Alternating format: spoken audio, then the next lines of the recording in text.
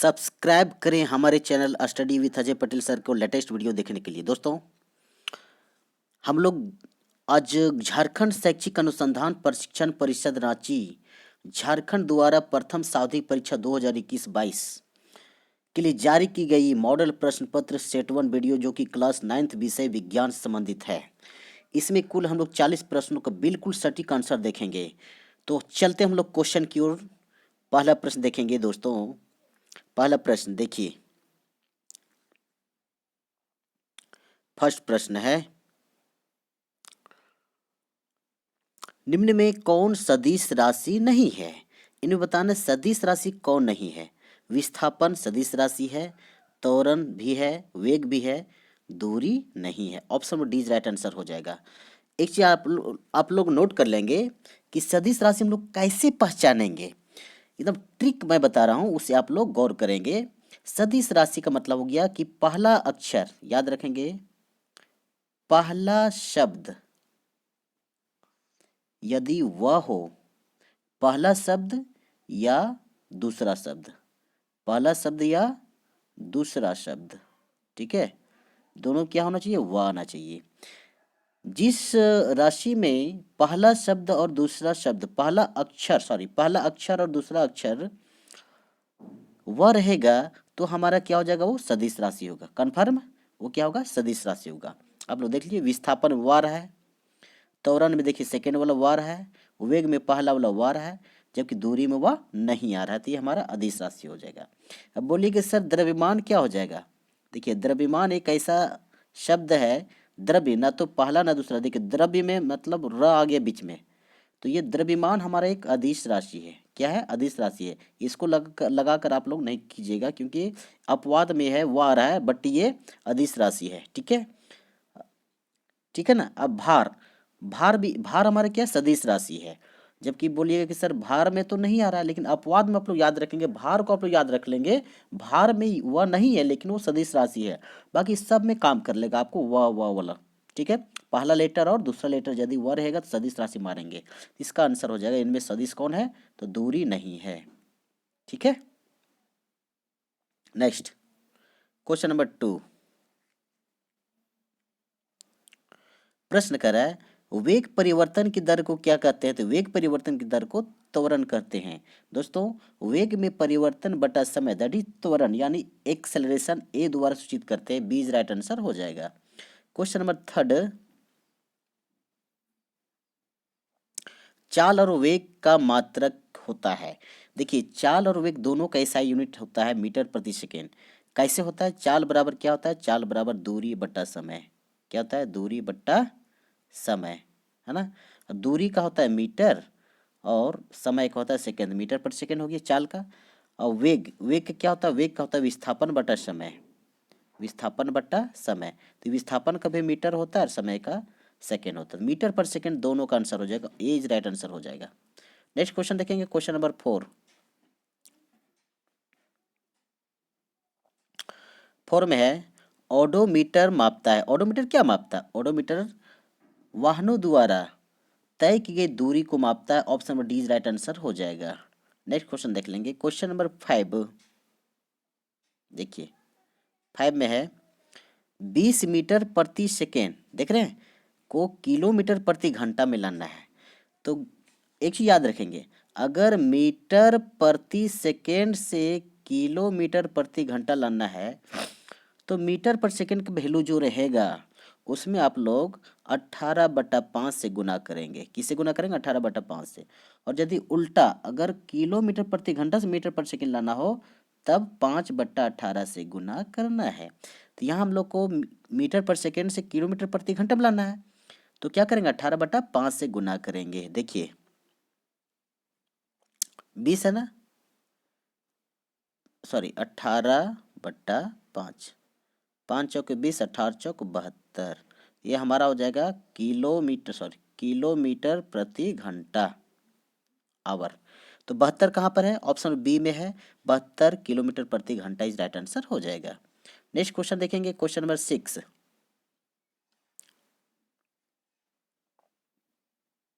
देखिए, 6 में है दोस्तों,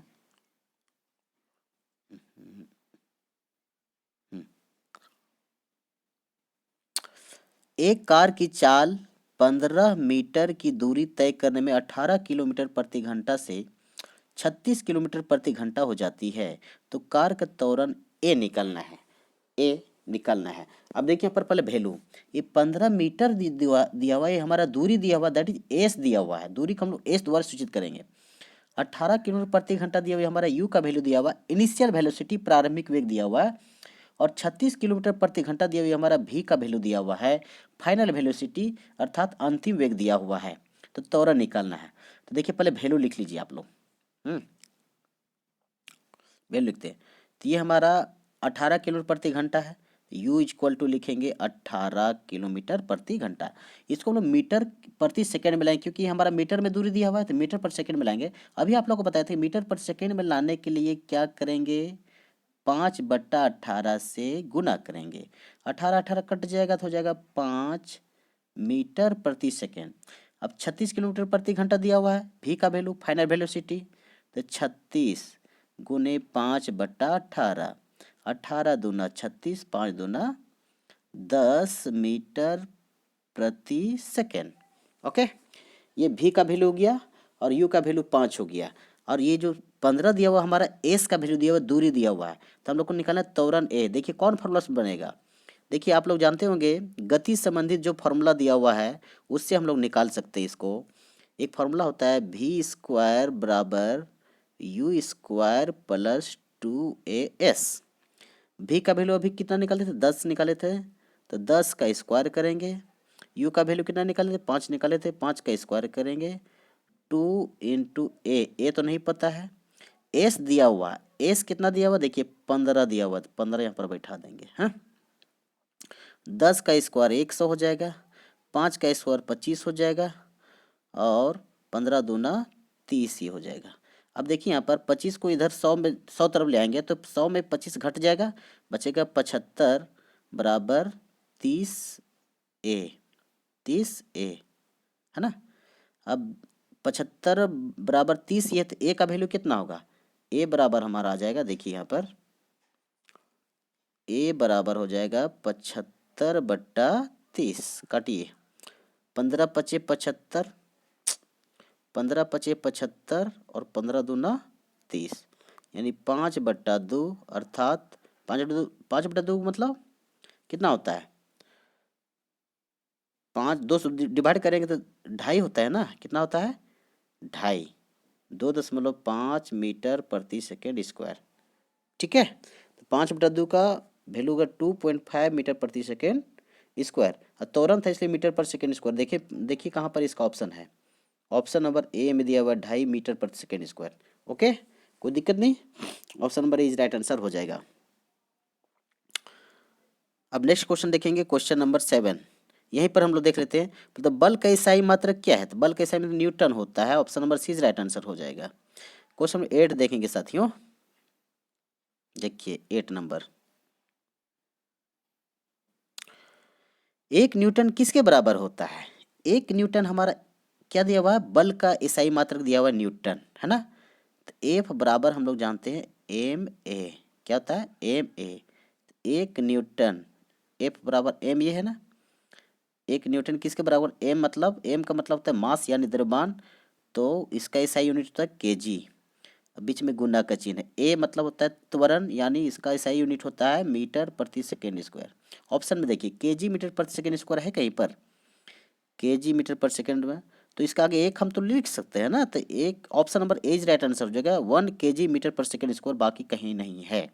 ठीक है, तो option number A is right answer हो जाएगा। ठीक है, नेक्स्ट क्वेश्चन नंबर 9, थोड़ा छोटा कर लेंगे। हाँ, देखिए 9 नंबर प्रश्न,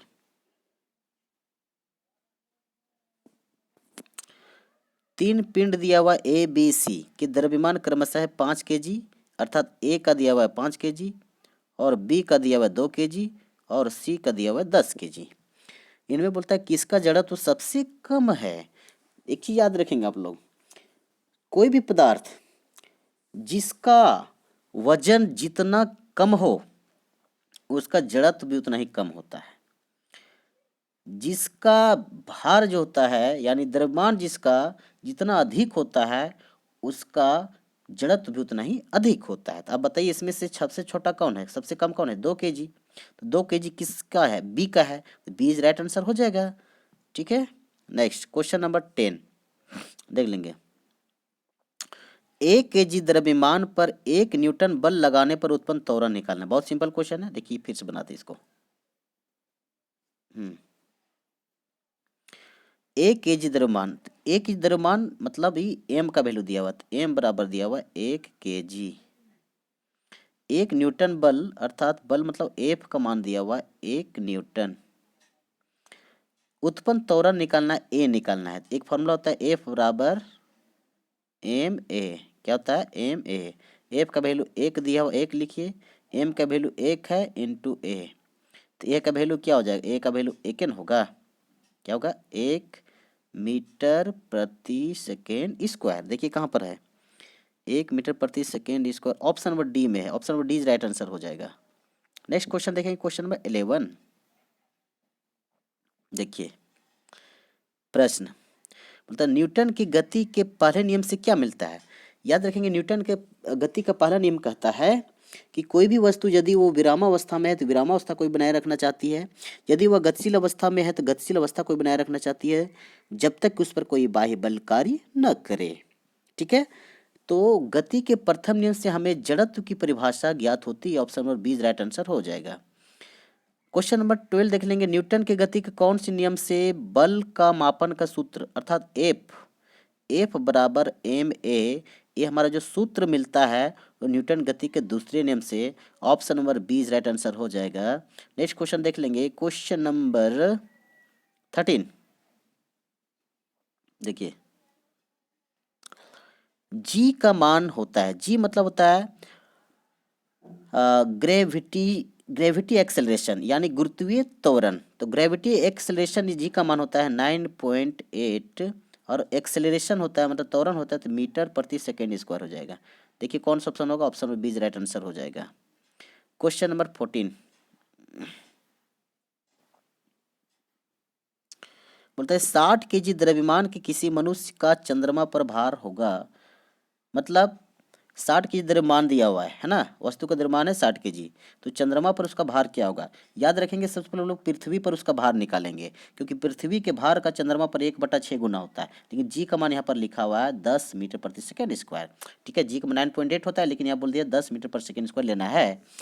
तो पृथ्वी पर यानी WE वेट ऑफ अर्थ बराबर mg, फॉर्मूला होता है mg मास गुने ग्रेविटी एक्सेलरेशन। तो मास कितना दिया हुआ है 60 kg और जी का मान कितना है 10 है, अर्थात ये 600 हो गया, 600 न्यूटन। 600 न्यूटन हो गया, भार हो गया कहाँ, पृथ्वी पर उस वस्तु का वेट हो गया, भार हो गया 600 न्यूटन। अब बताइए चंद्रमा पर बोला है तो बहुत सिंपल है, 600 एक मिनट,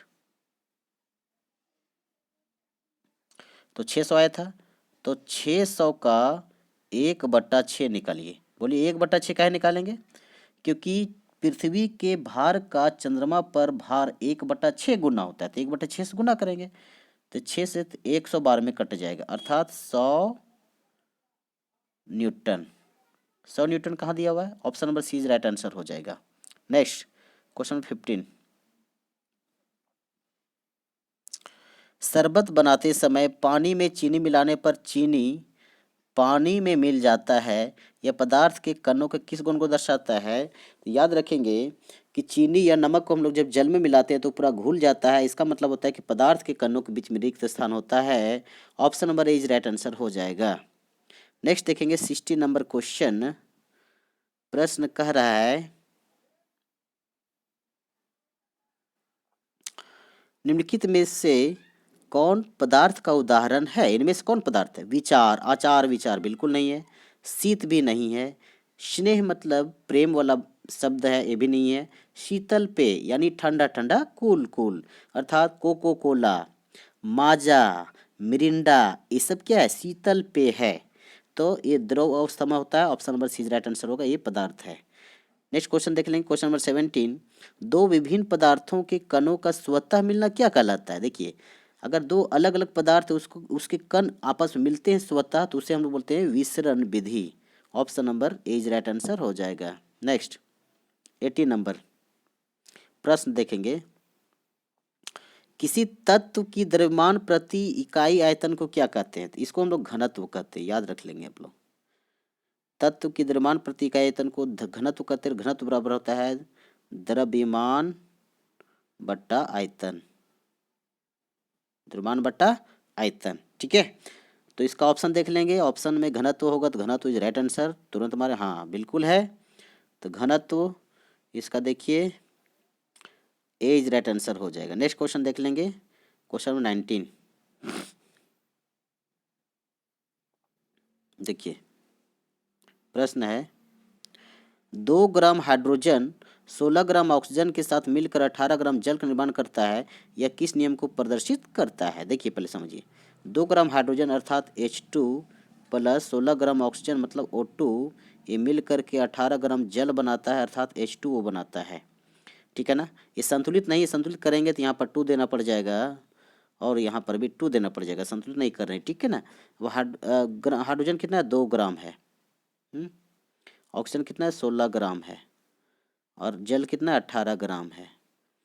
तो 16 और 2 कितना होता है? 18 ग्राम, और इधर भी 18 ग्राम, अर्थात तीर के निशान के बाईं तरफ ये हमारा अभिकारक हो गया, ये हमारा उत्पाद हो गया। अभिकारक का कुल द्रव्यमान 18 ग्राम और उत्पाद का भी कुल द्रव्यमान 18 ग्राम, अर्थात अभिकारक में जो द्रव्यमान है वही हमारा उत्पाद में प्राप्त होता है, अर्थात ये द्रव्यमान संरक्षण के नियम को दर्शाता है। Option number A is right answer हो जाएगा, द्रव्यमान संरक्षण का नियम, ठीक। नेक्स्ट 20 नंबर प्रश्न देखिए, जल में हाइड्रोजन में ऑक्सीजन की द्रव्यमान का अनुपात सदैव 1:8 होता है, यह किस नियम को दर्शाता है? देखिए एक चीज याद रखेंगे आप लोग, जल को किसी भी स्रोत से लिया जाए तो उसका अनुपात जो होता है, तत्वों का अनुपात का जो द्रव्यमान होता है उसका अनुपात सदैव 1:8 ही होता है, और ये स्थिर का अनुपात बताता है, इसे बोलते हैं हम लोग स्थिर का अनुपात। और स्थिर का अनुपात को देने वाले थे प्रॉस्ट ने। कौन दिया था? प्रॉस्ट के अनुसार कि जल को किसी भी स्रोत से लिया जाए तो उसका अनुपात हमेशा 1:8 होता है। किसका अनुपात? तत्वों का, हाइड्रोजन और ऑक्सीजन का द्रव्यमान का अनुपात हमेशा 1:8 होता है। अच्छा कैसे होता है इसको हम आप लोग को बताते हैं। देखिए जल है ना H2O, H2 को हम लोग 2H लिख सकते हैं, अनुपात O, 2 गुने हाइड्रोजन का द्रव्यमान 1 होता है, अनुपात ऑक्सीजन का 16 होता है, 2 1 के 2 अनुपात 16, कटेगा 2 1 के 2, 2 8 16, अर्थात 1:8 आया। इसलिए याद रखेंगे आप लोग कि इसका अनुपात हमेशा 1:8 होता है। नेक्स्ट क्वेश्चन देखेंगे, क्वेश्चन नंबर 21। परमाणु त्रिज्या को किस में मापते हैं? परमाणु त्रिज्या को किस मात्रक में मापते हैं? तो परमाणु त्रिज्या को हम लोग नैनोमीटर में मापते हैं, एनएम में मापते हैं। लेकिन दोस्तों आप लोग परमाणु साइज यदि पूछता है कि परमाणु साइज किस में मापते हैं तो पिकोमीटर में मापते हैं। जैसे हाइड्रोजन का परमाणु साइज होता है 37 पिकोमीटर, ठीक है, लेकिन परमाणु त्रिज्या बोलता है तो नैनोमीटर एनएम में मापते हैं। Next question number 22। परमाणु द्रव्यमान को इकाई में नापते हैं तो परमाणु द्रव्यमान को इकाई में यूनिफाइड अर्थात you, D is right answer हो जाएगा। किसी पदार्थ की सूक्ष्मतम कण जो स्वतंत्र रूप में रह सकता है, स्वतंत्र रूप में रह सकता है, क्या कहलाता है? देखिए पदार्थ का सबसे सूक्ष्मतम कण तो हम लोग परमाणु कहते हैं, लेकिन स्वतंत्र अवस्था में रहने वाला कौन है? अणु है। Option number B is right answer हो जाएगा। नेक्स्ट क्वेश्चन नंबर हो जाएगा 24 ना। देखिए 24 में क्या है, जल की परमाणुकता कितनी है? ठीक है, जल मतलब H2O, इसकी परमाणुकता, परमाणुकता मतलब होता है जितना भी तत्व है उसके परमाणु की संख्या का योग। तो इसमें 2 है और इसमें कुछ नहीं मतलब 1 है, तो 2 और 1 3, सी इज राइट आंसर हो जाएगा।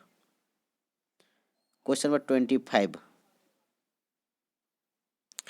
निम्नलिखित में से किस यौगिक की परमाणुकता 5 है? देखिए उसी प्रकार क्वेश्चन है, 5 बोला है। अमोनिया, तो अमोनिया का फॉर्मूला क्या होता है, NH3 होता है। तो 3 और 1 4 हो रहा है, 5 तो नहीं आया। कैल्शियम कार्बोनेट का होता है सूत्र CaCO3, इसको जोड़िए। कैल्शियम का 1, कार्बन का 1, ऑक्सीजन का 3, 3 1 4 1 5, इसी यही तो आ रहा है। कार्बन डाइऑक्साइड का जोड़ेंगे तो नहीं आएगा, जल का जोड़ेंगे तो नहीं आएगा, तो option number C is right answer हो जाएगा। नेक्स्ट 26, कैल्शियम हाइड्रोक्साइड का सूत्र लिखिए। तो कैल्शियम हाइड्रोक्साइड का क्या होता है, हाइड्रोक्साइड CaOH का होल 2, ये होता है कैल्शियम हाइड्रोक्साइड, अर्थात इसको बोलते हैं बुझा हुआ चूना, शुष्क बुझा हुआ चूना, calcium hydroxide. Option number B is right answer हो जाएगा। नेक्स्ट क्वेश्चन नंबर 27, नाइट्रिक अम्ल का आणविक द्रव्यमान ज्ञात कीजिए। नाइट्रिक अम्ल फॉर्मूला होता है HNO3, इसका आणविक द्रव्यमान बोला है। H माने हाइड्रोजन, हाइड्रोजन का कितना होगा, 1 होगा, प्लस नाइट्रोजन कितना होता है, 14 होता है। द्रव्यमान क्या है, द्रव्यमान ऐसे प्रमाण उसके साथ होता है। और ऑक्सीजन 3 है, ऑक्सीजन का 16, तो 16 तिया 48 हो जाएगा। इसको जोड़िए, 8 4 12 और 1 13, 4 1 5 और 1 6, 63 है कहीं, yes A is right answer हो जाएगा, 63 यूनिट। ठीक है, क्वेश्चन नंबर 28 में देखेंगे, कोशिका की खोज किसने किया था, तो रॉबर्ट हुक ने किया था। रॉबर्ट हुक ने 1665 में किया था। हाँ, नेक्स्ट देखिए, रॉबर्ट हुक ऑप्शन नंबर ए हो जाएगा। ठीक है, याद रखेंगे ऑप्शन नंबर ए। नेक्स्ट देखेंगे क्वेश्चन नंबर 29, निम्नलिखित में कौन जीव एक कोशिकीय, एक कोशिकीय जीव पूछा है। एक कोशिकीय हमारा अमीबा होता है, पैरामीशियम होता है, क्लाइमडोमोनास होता है, तो एक कोशिकीय पैरामीशियम इज राइट आंसर हो जाएगा। बाकी सब बहुकोशिकीय जीव है। पादप कोशिका की सबसे बाहरी परत को क्या कहते हैं, तो पादप कोशिका की सबसे बाहरी परत को कोशिका भित्ति कहते हैं। Option number B is right answer होगा। जो कोशिका भित्ति केवल पादप कोशिका में पाई जाती है, और कोशिका भित्ति के बाहर में अंदर में प्लाज्मा झिल्ली होता है। ठीक है, नेक्स्ट क्वेश्चन आ गया, कोशिका भित्ति बनी होती है, कोशिका भित्ति किसकी बनी होती है, सेल्यूलोज की बनी होती है। Option number C is right answer हो जाएगा। नेक्स्ट क्वेश्चन देखेंगे, क्वेश्चन नंबर 32, देखिए, कोशिका झिल्ली का कोशिका के बाहर से अपने भोजन तथा अन्य पदार्थ के ग्रहण करने की प्रक्रिया को क्या कहते हैं, तो हम लोग इंडोसाइटोसिस विधि कहते हैं, और ये खासकर अमीबा भी इस विधि के द्वारा अपना भोजन को ग्रहण करता है। तो एंडोसाइटोसिस विधि राइट आंसर हो जाएगा। नेक्स्ट देख लेंगे, कोशिका में आनुवंशिक गुणों की सूचनाएं कहाँ होती है, तो आनुवंशिक गुणों की सूचनाएं गुणसूत्र में होती है। कहाँ होती है, गुणसूत्र में होती है, यानी गुणसूत्र में DNA होता है, वहीं पर होता है। DNA संदेश वाहक होता है, उसका संदेश को ले जाने वाला। नेक्स्ट देखेंगे क्वेश्चन नंबर 34, लाइसोसोम कौन बनाता है, लाइसोसोम को गोल्जी उपकरण बनाता है, जिसकी खोज कैमिलो गोल्जी ने किया था। नेक्स्ट 35, किसी विशेष कार्य को करने के लिए कोशिका एक विशेष समूह बनाती है। इस समूह को क्या कहते हैं, इस समूह को हम लोग उत्तक कहते हैं, अर्थात टिश्यू कहते हैं, क्योंकि कोशिकाओं के समूह क्या कहलाती है, उत्तक कहलाती है। Next question number 36। दोस्तों, यदि आपको यह वीडियो अच्छा लग रहा है तो प्लीज़ हमारे चैनल को सब्सक्राइब कर लें, बेल आइकन को प्रेस कर लें और लाइक करें। 36 है, तना के शीर्षस्थ भाग में कौन उत्तक पाया जाता है, तो तना के शीर्षस्थ भाग में विभज्योतक पाया जाता है। एक चीज याद रखेंगे, तना जो पादप उत्तक होता है, इसका 3 हिस्सा होता है, 3 भाग होता है। विभज्योतक होता है, कैम्बियम होता है, और अंतर्विष्ट होता है। तो शीर्षस्थ जो भाग होता है वो विभज्योतक उत्तक होता है। अच्छा, इसमें 2 जगह दे दिया है, तो दोनों जगह आंसर होगा विभज्योतक उत्तक। ठीक है, नेक्स्ट क्वेश्चन 37, देखिए, पौधों में पत्तियों द्वारा बने हुए भोजन का संवहन पौधे के सभी भागों में कौन उत्तक करता है।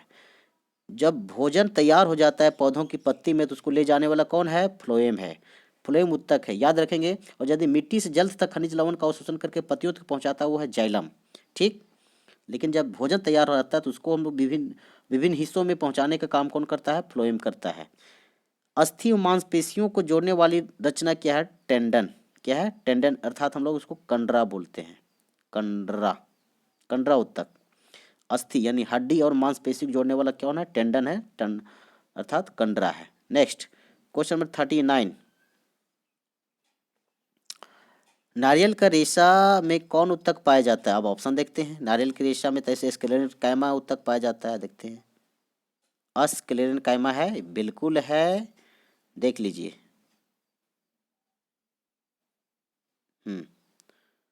तो नारियल की रेशा में स्क्लेरन कायमा कहाँ पर है? ऑप्शन नंबर सी में है, स्क्लेरन कायमा उत्तक पाया जाता है, याद रखेंगे। अस्थि एक उत्तक है, किसका है? अस्थि एक प्रकार का संयोजी उत्तक है। इस प्रकार से 40 प्रश्न हम लोग देखें और बिल्कुल सटीक आंसर आप लोग को बताया गया है।